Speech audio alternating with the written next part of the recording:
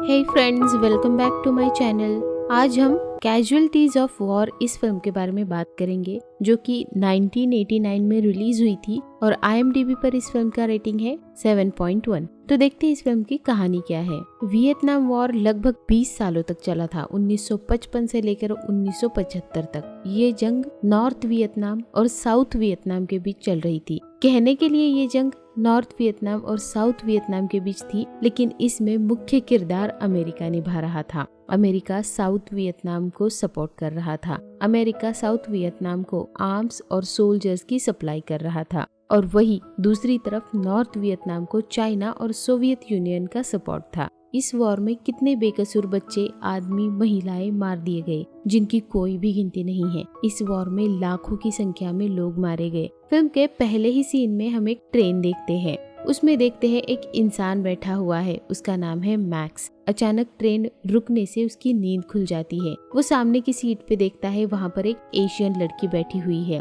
Max उसे ध्यान से देखने लगता है। उस लड़की को देखते देखते ये अपने फ्लैशबैक में चला जाता है। मैक्स अपनी टुकड़ी के साथ साउथ वियतनाम में है और वहाँ पे वो नाइट पेट्रोलिंग पर होता है। वहाँ वो LASV टीम को ढूंढ रहे थे। LASV मतलब liberation army of south Vietnam. उन्हें वियत कॉन्ग के नाम से जाना जाता था। ये वो लोग थे जो नॉर्थ वियतनाम के कहने पे काम करते थे और साउथ वियतनाम और यूनाइटेड स्टेट के खिलाफ थे। ये टुकड़ी आगे बढ़ रही होती है, तभी मैक्स से हैचर कहता है, क्या तुम्हें जमीन के भीतर से कोई आवाज आ रही है? वो कान लगाकर सुनने की कोशिश करने लगता है और कहता है कि यहाँ वियत कॉन्ग का टनल हो सकता है। तभी वहाँ वियत कॉन्ग के लोग आ जाते हैं और फायरिंग करने लगते हैं। मैक्स अचानक से एक गड्ढे में गिर जाता है। ये वही टनल होता है जिसमें वियतनामी छुप के रहते हैं। सार्जेंट टोनी मैक्स को खींचकर बाहर निकालता है और एक एक करके वो सारे वियतनामी को मार देता है। सुबह ये सब किसी तरह से जंगल से बाहर आ जाते हैं और एक सेंट्रल हाईलैंड गांव में पहुंच जाते हैं। ब्राउनी मैक्स से पूछता है कि तुम यहाँ कितने दिनों से हो? मैक्स बताता है कि 3 हफ्तों से। सार्जेंट टोनी कहता है कि मैक्स, हैचर और क्लार्क, तुम तीनों भी यहाँ फैल जाओ और अलर्ट रहना। टोनी ब्राउनी के साथ आगे चला जाता है। आगे मैक्स को गाँव के बच्चे खाने के लिए एक आम देते हैं। तभी वहाँ टोनी आ जाता है और आम छीन कर फेंक देता है और कहता है कि यहाँ की कोई भी चीज मत खाना, इसमें कुछ भी हो सकता है और तुम मर भी सकते हो। यहाँ पता नहीं चलता कि कौन वियत कॉन्ग है और कौन नहीं।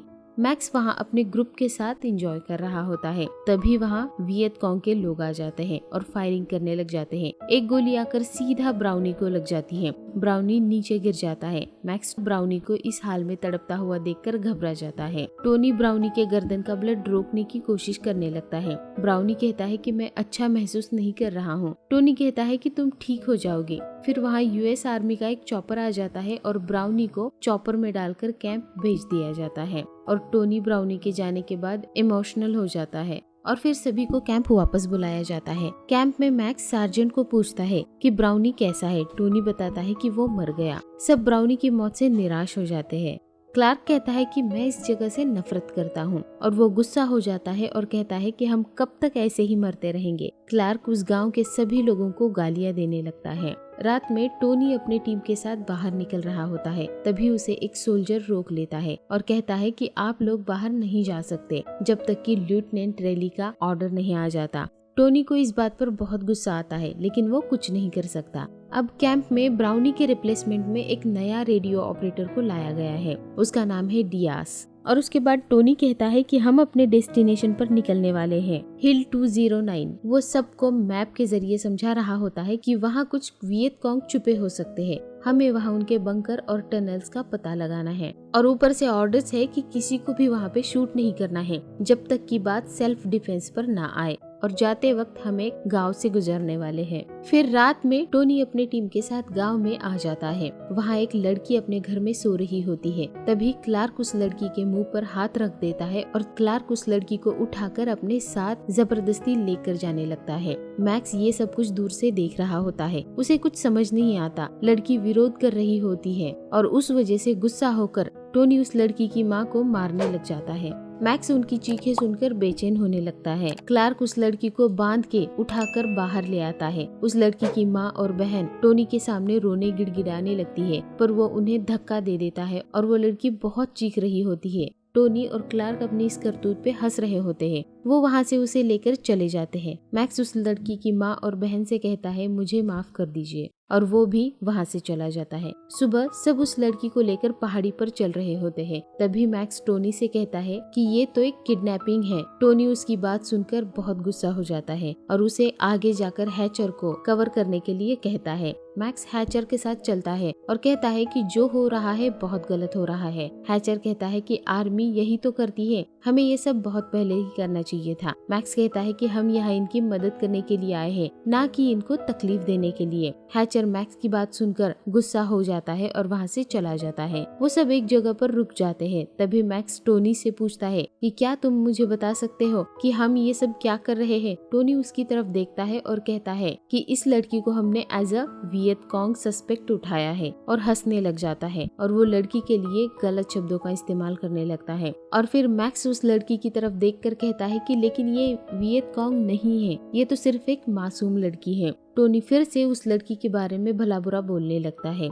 तभी मैक्स वहाँ से उठकर चला जाने लगता है और जाते समय इनकी तरफ मुड़कर देखता है, और तभी टोनी कहता है कि ये लड़की वियत कॉन्ग है। मैक्स जवाब में कहता है कि नहीं, वो वियत कॉन्ग नहीं है। टोनी कहता है यहाँ पर हम में से कोई भी वियत कॉन्ग नहीं है, लेकिन ये लड़की वियत कॉन्ग है। ऐसा कहते हुए वो उस लड़की के गले में बंधे हुए कपड़े से पकड़कर उस लड़की को उठाता है, और मैक्स को ये सब देखना बिल्कुल भी अच्छा नहीं लगता। सब लोग फिर आगे बढ़ने लगते हैं। इन्होंने अपना बैग उस लड़की के कंधों पर डाल दिया था। पहाड़ी रास्तों पर नंगे पैर चलते चलते उस लड़की के पैर पूरी तरीके से छिल चुके थे और उसमें से खून निकल रहा था। आगे सब एक कैबिन तक पहुंच जाते हैं और टोनी वहीं रुकने का फैसला करता है। टोनी हैचर और क्लार्क को लेकर आगे देखने के लिए चला जाता है। यहाँ पर मैक्स उस लड़की की तरफ देखता है। वो काफी डरी हुई होती है। तभी डियास आकर मैक्स से कहता है कि मैं इस लड़की के साथ कुछ भी बुरा नहीं करूँगा और इस बात में तुम मेरे साथ खड़े रहना। मैक्स कहता है कि हाँ, मैं तुम्हारा साथ दूंगा। मैक्स उस लड़की को पानी पीने के लिए देता है।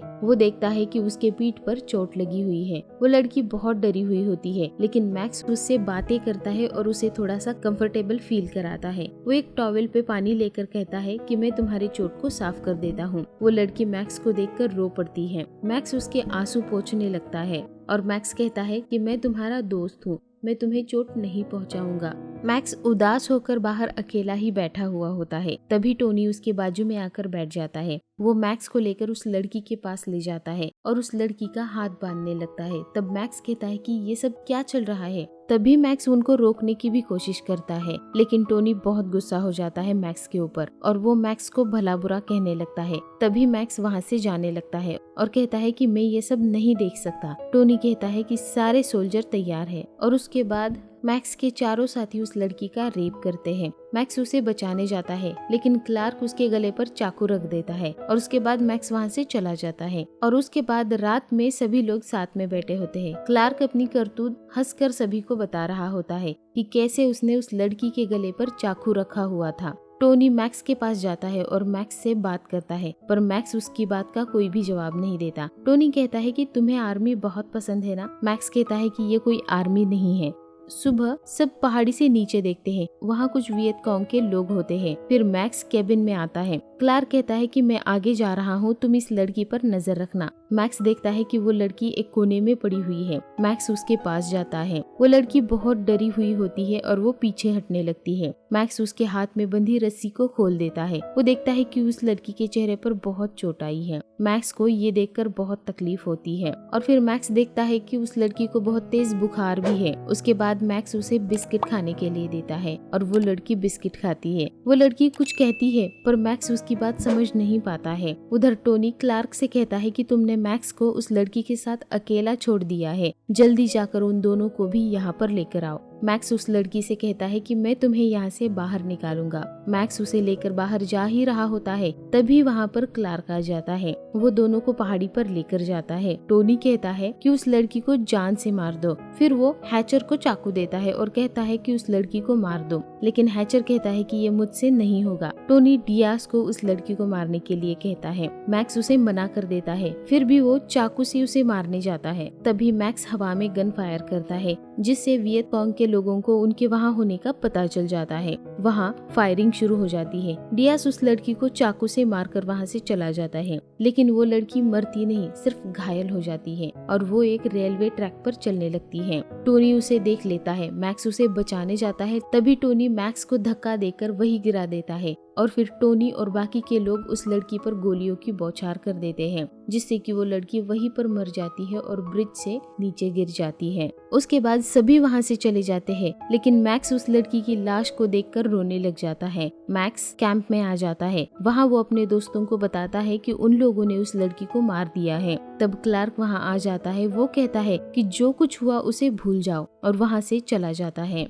मैक्स अपने दोस्त से कहता है कि अगर मैं उनके पास वापस गया तो वो लोग मुझे मार देंगे। मैक्स का फ्रेंड कहता है कि तुम्हें ये बात लेफ्टिनेंट रैली को बतानी चाहिए। मैक्स रैली के पास जाता है, लेकिन रैली इस बात को दबाने के लिए कहता है। वहाँ भी मैक्स के हाथ निराशा ही लग जाती है। मैक्स विलेज पेट्रोलिंग पर होता है। वहाँ वो अपने दोस्त को ये बात बताता है और कहता है कि मैं कैप्टन हिल से जाकर इस बारे में बात करने वाला हूँ, शायद वो मेरी मदद करेंगे। मैक्स का दोस्त कहता है कि इनसे थोड़ा केयरफुल रहना। मैक्स कैप्टन हिल से मिलता है और कहता है कि मैं आपको कुछ बताना चाहता हूँ। कैप्टन हिल कहता है कि मुझे पहले से ही पता है कि तुम यहाँ पर क्यों आए हैं। रैली ने तुम्हारे यहाँ आने से पहले ही मुझे सब बता दिया था और मैं इस चीज को हैंडल कर रहा हूँ। तुम इस चीज को भूल जाओ। मैक्स पूछता है कि क्या इन्वेस्टिगेशन शुरू हो गई है। कैप्टन हिल उस पर बहुत गुस्सा हो जाता है और कहता है कि तुम्हें पता है कि अगर ये बात बाहर आ गई तो अंतर्राष्ट्रीय लेवल पर कितना बड़ा बवाल हो सकता है। तुम इस बात को अपने जहन से निकाल दो और भूल जाओ जो कुछ भी हुआ था वहाँ पर। मैक्स कहता है कि इस बात को बाहर लाने से मुझे कोई भी नहीं रोक सकता। रात में मैक्स कैंप में एक कैबिन में होता है। क्लार्क उस कैबिन में ग्रेनेड डाल देता है, लेकिन ग्रेनेड फटने से पहले ही मैक्स वहाँ से निकल जाता है। मैक्स बहुत गुस्से में होता है और वो वहाँ पर पहुँच जाता है जहाँ पर टोनी बाकियों के साथ पार्टी कर रहा होता है। मैक्स क्लार्क के सर पर वार करता है। क्लार्क नीचे गिर जाता है। मैक्स कहता है कि मैंने सबको बता दिया है, पर किसी को भी फर्क नहीं पड़ता। यहाँ तुम लोगों को मुझे मारने की चिंता छोड़ देनी चाहिए। फिर वो वहाँ से चला जाता है। रात में मैक्स कैंप के एक बार में ड्रिंक कर रहा होता है। तभी वहाँ पे एक कैप्टन आ जाता है। वो मैक्स के साथ बैठ जाता है। वो पूछता है कि तुम लीव पर जा रहे हो। मैक्स जवाब में बताता है कि मैं ट्रांसफर ले रहा हूँ, मैं बस खुद को बचा रहा हूँ। मैक्स उससे बात करते करते इमोशनल हो जाता है और कैप्टन उसे पूछता है कि अगर कोई प्रॉब्लम है तो तुम प्लीज मुझे बता सकते हो। मैक्स उसे पूरी कहानी सुना देता है। फिर दूसरे दिन मैक्स सबके साथ उस लड़की की डेथ साइट पर होता है। वहाँ वो उसकी इन्वेस्टिगेशन करते हैं। उसके बाद दूसरे दिन चारों को ट्रायल पर बुलाया जाता है, पर किसी को भी अपने किए पर कोई भी अफसोस नहीं था। और पूरे इन्वेस्टिगेशन खत्म होने के बाद डियास को 8 साल की सजा हो जाती है, हैचर को 15 साल की, क्लार्क को उम्र कैद हो जाती है और टोनी को 10 साल की सजा सुनाई जाती है। फिर अचानक से मैक्स की नींद खुल जाती है। वो अभी भी उस ट्रेन में होता है। उसके सामने वही एशियन लड़की बैठी हुई होती है। फिर ट्रेन रुक जाती है और वो लड़की उस ट्रेन से उतरकर जाने लगती है। मैक्स उतर के उसे आवाज देता है। दरअसल वो ट्रेन में अपना स्कार्फ भूल गई थी और फिर मैक्स उसे उसका स्कार्फ दे देता है और उसके बाद वो लड़की वहाँ से जाने लगती है और फिर फिल्म यहीं पर खत्म हो जाती है। ये फिल्म वियतनाम वॉर में घटी हुई सच्ची घटना पर आधारित बनाई गई है। ये घटना 1969 में पहली बार लोगों की नजर में आई थी, जब द न्यूयॉर्कर मैगजीन में काम कर रहे जर्नलिस्ट डैनियल लैंग ने इस आर्टिकल को पहली बार छापा था। बाद में इस घटना पर एक बुक भी छापी गई थी जिसका नाम है इंसिडेंट ऑन हिल 192 और इसी घटना पर 1989 में ये फिल्म बनाई गई थी। आपको ये फिल्म कैसी लगी कमेंट करके जरूर बताइए। वीडियो को लाइक करिए, चैनल को सब्सक्राइब करिए और अपने दोस्तों के साथ शेयर भी करिए। And finally thanks for watching. Bye bye.